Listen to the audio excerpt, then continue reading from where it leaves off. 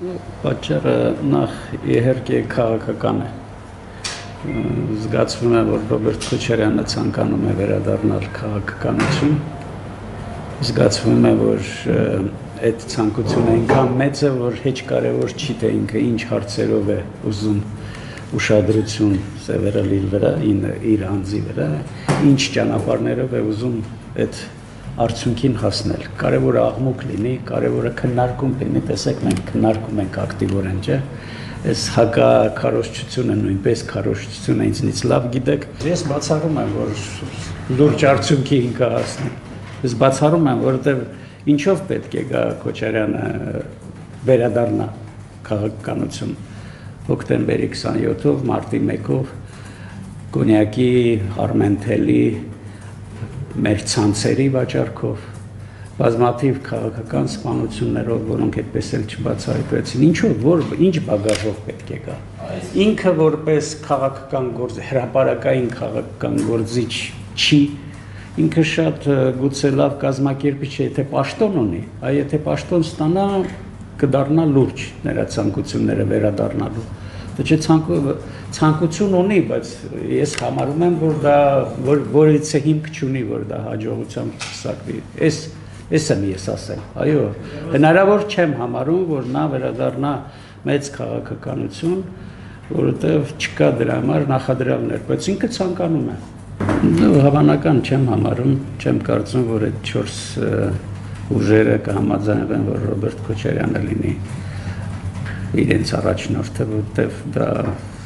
անհաջողության մատնվող տարբերակ է։ Կա տարբերակ, իհարկե, ամեն ինչ էլ հնարավոր է, երբ որ աշխարհը գործում է փողի եւ բիրտ ուժի միջոցով, կարելի է ճնշել, կարելի է նկարել, կարելի է, ինչպես ինքը դարձել է նախագահ, գիտեք, բոլորս լավ գիտենք։ Հնարավոր է ամեն ինչ, բայց շատ դժվար խնդիր է դա, շատ քիչ հավանական եմ համարում, սա առաջինը, երկրորդը, 4 քաղաքական ուժերը տարբեր շահեր են հետապնդում։ Բայց այնտեղ կան ուժեր, որոնք նախկինում, այո, Դաշնակցությունը, Բարգավաճ Հայաստանը սերտորեն համագործակցել են Ռոբերտ Քոչարյանի հետ, դա նրա այսօր էլ կարող է նրա հենարանը հանդես գան։ Նույն այդտեղ ավելանում է, ասենք, ՀԱԿ, ՇՀԱԿ կամ եւ ժառանգություն։ Այս բոլոր ուժերը ժողովրդի կողմից մեկ անգամ գոնե վստահության քվե ստացել են եւ բացարձակապես չեն արտարացրել։ Համոզմունք ունեմ, որ ժողովուրդը չի վստահ իրենց։ Մնում է ինչ, ժողովուրդը, այսինքն, չի քվեարկելու այդ ուժերի եւ իրենց ներկա չի կողմ, մնում է նկարչությամբ զբաղվել, բայց դա այսօր իշխանությունը այլ ուժերի ձեռքերում է, նկարողը նրանք են։ Դրա համար ես կարծում եմ, որ վերադարձի ռեալությունը կերևային ժամանակ, եթե օրինակ ասենք Ռոբերտ Քոչարյանին հաջողվի վարչապետ դառնալ օրինակ, եթե ինքը պաշտոնյա դառնա,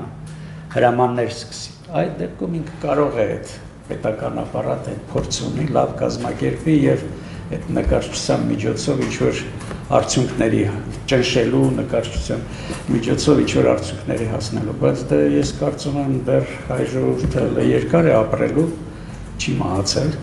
իր մեջ ուժեր ունի եւ լրջորեն դրա դեմ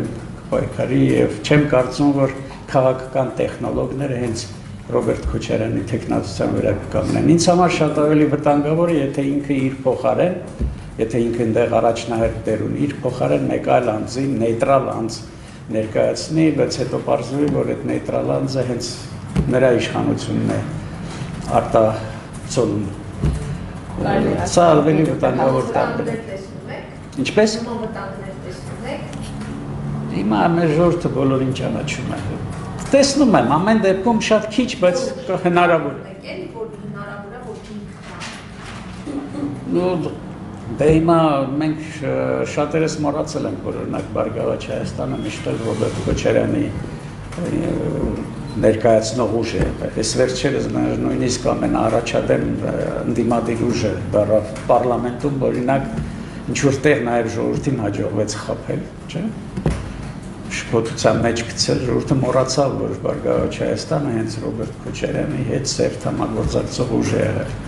Եվ ամենաշատ ձայներ ստացավ, իհարկե այդտեղ էլի կա ընտրական տեխնոլոգիաներ, որոնք իշխանության կողմից կիրառվել են, որ